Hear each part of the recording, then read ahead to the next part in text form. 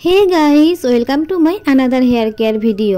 নবস লাইফে সবাইকে স্বাগতম। শীতকাল গিয়ে গ্রীষ্মকালের আগমন, আর গ্রীষ্মকাল মানেই হলো সেই প্যাচপ্যাচে গরম, প্রখর সূর্যের আলো, ঘাম, তারপরে আছে বিভিন্ন ধরনের ইনফেকশন, আর বাইরে রয়েছে ধুলো বালি, সব মিলিয়ে মিশিয়ে চুলের একদম 12টা বাজা। গরম পড়ার সাথে সাথে আমি কিন্তু আমার চুলের যত্ন নেওয়া শুরু করে দিয়েছি। মর্নিং থেকে নাইট পর্যন্ত আমি কিভাবে চুলের যত্ন নিই আজকে তোমাদের সাথে ঠিক সেটাই শেয়ার করব। আজকের দিনটা শুরু করলাম সকাল সকাল একটা রিফ্রেশিং ওয়েদারের সাথে। এত সুন্দর ওয়েদারটাকে আমি কখনোই মিস করতে চাই না, আর এই ওয়েদারটা আমাদের শরীর, মন, চুল, স্কিন সব কিছুর জন্যই ভালো। তাই আমি কিন্তু ছাদে বসে 10 মিনিটের জন্য একটু হেঁটে নিলাম। এই হাঁটাটা কিন্তু আমাদের মন আর শরীরকে সুস্থ রাখে। এবার তোমাদের সাথে আসল গল্পটা শেয়ার করি। আমার আজকে এক্সাম আছে, দুপুর 12টা নাগাদ বেরোবো, আর বাড়ি ফিরতে ফিরতে কিন্তু রাত হয়ে যাবে, মানে গোটা একটা দিনের ঝামেলা।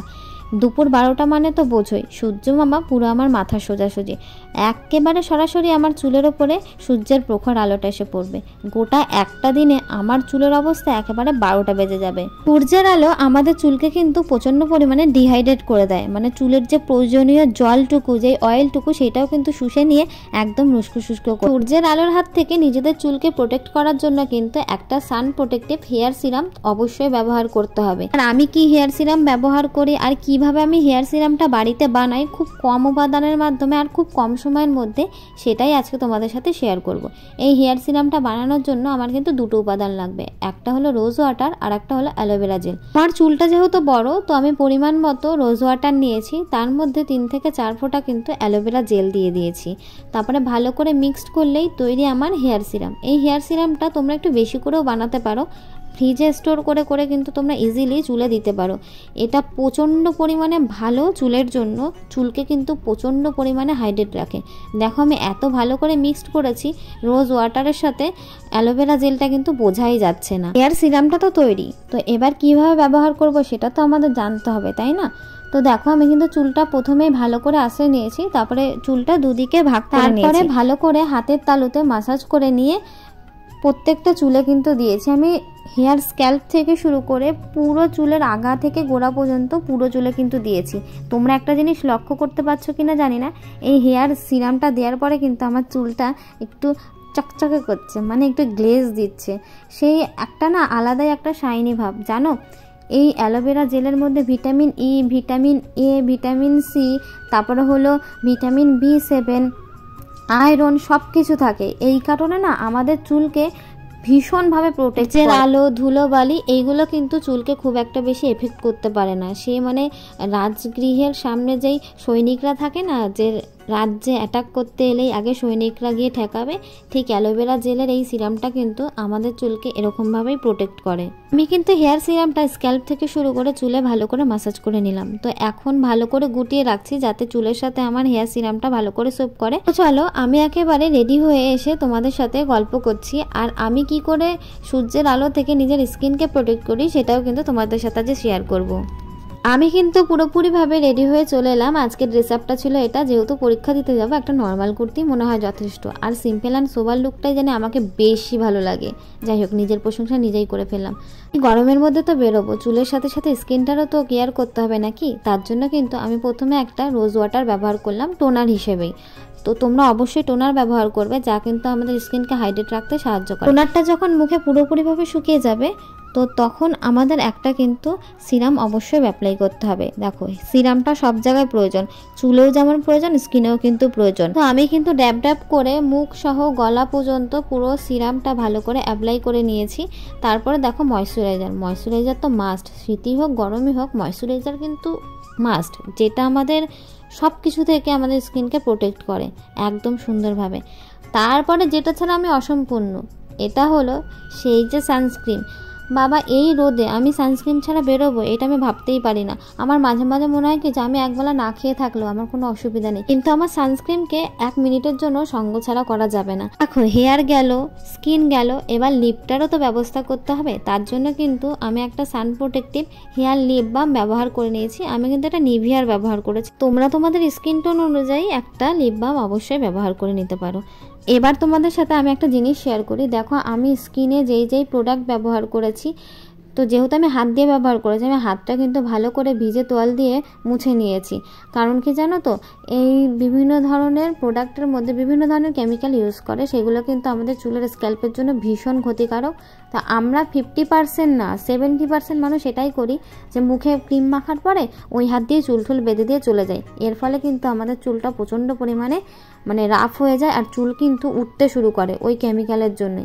তো এইটা অবশ্যই তোমরা মাথায় রাখবে, কখনোই প্রোডাক্ট ব্যবহার করার পরে সরাসরি হাতটা চুলে দিয়ে দেবে না। আমি স্কিন কেয়ার করতে করতে দেখলাম হেয়ার সিরামটা কিন্তু চুলের সাথে সুন্দরভাবে ব্লেন্ড হয়ে গেছে আর চুলটাও শুকিয়ে গেছে।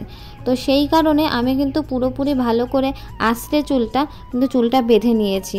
আর এখন তো আমাকে চুল আঁচড়াতে হবে, কিন্তু হেয়ার সিরাম ব্যবহার করার পরে কখনোই চুল আঁচড়ানো উচিত না। যেহেতু বাইরে বেরোবো তো সেহেতু তো চুলটা আঁচড়াতেই হবে। আমার আজকে যেহেতু এক্সাম, ভিডিওর শুরুতেই বলেছিলাম, তাই আজকে কিন্তু ভালো করে চুলে ক্লিপ দিয়ে সব চুলগুলোকে ভালো করে আটকে নিতে হবে। কারণ আমার জানো তো সামনে দিয়ে অনেক চুল কাটায়, ছোট ছোট চুলগুলো, যেগুলো পরীক্ষা দেওয়ার সময় লেখার সময় খুব অসুবিধা হয়। যেহেতু পরীক্ষা দিতে যাব সেহেতু ঘড়িটা তো খুবই দরকার। তবে জানো তো আমি যেই পরীক্ষা দিতে যাচ্ছি এই পরীক্ষাগুলোতে ওই ডিজিটাল ঘড়ি কিংবা কোনো এমনি ঘড়ি সেগুলো কখনো অ্যালাউ করে না। তবে আজকে কিন্তু ঘড়ি অ্যালাউ করেছিল, কিন্তু খুব একটা চেকিং হয়নি। আজকে একটা মজার ঘটনা ঘটেছে, শুনবে কি?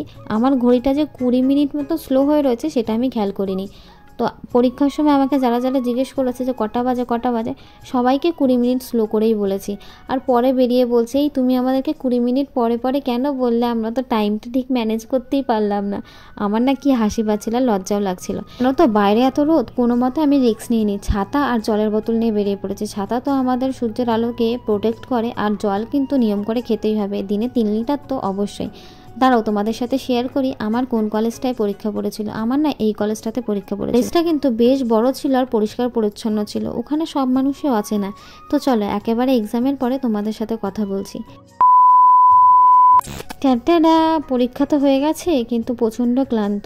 এখন বাজে 6:30 থেকে 6:45 মতো। তো এত রাত হয়ে গেছিলো বাড়িতে ফিরতে। তো বাড়িতে ফিরেই দেখো আমি কিন্তু আগে আমার সারা দিনের মেকআপ তো নয় আর কি, যা ছিল ধুলোবালি সব ফেস ওয়াশ দিয়ে ওয়াশ করে নিলাম। আর অবশ্যই কিন্তু ময়শ্চারাইজারটা ভীষণ পরিমাণে দরকার স্কিনের জন্য। সারাদিনের যেই ক্লান্ত, সারাদিনের যে উইকনেস, সারাদিনের যেই ডাল স্কিনটা, এই ময়শ্চারাইজার কিন্তু আমাদের স্কিনটাকে রিকভার করতে সাহায্য করে।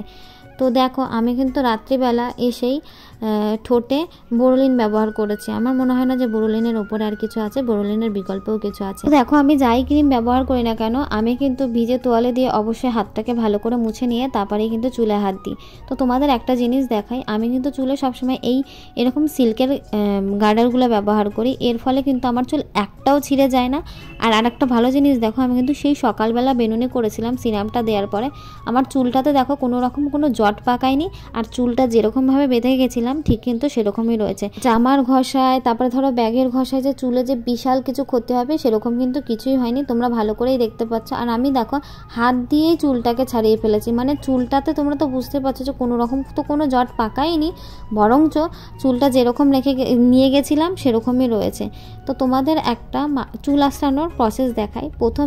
সর্বপ্রথমে নিচ থেকে চুল আঁচড়ানো শুরু করতে হয়। নিচের যে জটগুলো থাকে সেইগুলো জটগুলো ছাড়িয়ে তারপরে কিন্তু আস্তে আস্তে ওপরের দিকে উঠতে হয়, তাহলে কিন্তু চুল ছেড়ে না আর চুল কিন্তু সুন্দর থাকে। তোমাদের কাছে আমি একটা রিকোয়েস্টই করব, তোমরা যেখানেই যাও না কেন, যত ক্লান্তই হও না কেন, বাড়ি ফিরে কিন্তু চুলটাকে ভালো করে অবশ্যই আঁচড়াবে। কেন বলো তো, আমাদের ওই রাত্রিবেলা হেয়ারটা ওয়াশ করা তো সম্ভব না, বিশেষ করে যাদের এত বড় চুল তাদের কখনোই সম্ভব না। ওই চুলটাকে যখন আঁচড়াবে, তোমার চুলের যেই ধুলোবালি, যেই পলিউশন সোপ করেছে সেগুলো কিন্তু অটোমেটিক মানে বেরিয়ে আসবে। তো চুলটা আঁচড়ানো ভীষণ পরিমাণে কিন্তু প্রয়োজন। তোমরা একটু ভালো করে লক্ষ্য করলেই দেখতে পারবে, এই চিরুনিটা দিয়েই তো আমি চুলটা আঁচড়ালাম আর তোমাদের সামনেই আঁচড়েছি। চিরুনিতে কিন্তু একটাও চুল নেই, মানে আমার চুল ছিঁড়েও যায়নি। আর সত্যি কথা বলতে কি, চুল একটাও কিন্তু ওঠেনি। তার মানে বুঝতে পারছো এই হেয়ার সিরামটা কীরকম ম্যাজিকের মতন কাজ করছে। সে যাই হোক, চুলটা আঁচড়ানোর পরে আমি কিন্তু 2 হাত দিয়ে ভালো করে চুলটা ম্যাসাজ করে নিয়েছি, তারপরে কিন্তু চুলটা বেঁধে নিয়েছি। তোমরাও চুলের এইভাবে যত্ন করো, দেখবে তোমাদের চুল অনেক সুন্দর হয়ে উঠবে। অবশ্যই কিন্তু আমার চ্যানেলটা নবস লাইফ চ্যানেলটা সাবস্ক্রাইব করে দিও, আর লাইক আর কমেন্ট করতে ভুলো না, আর বন্ধুদের সাথে শেয়ার করে দিও। আর তোমরা ভালো থেকো, সুস্থ থেকো, টাটা।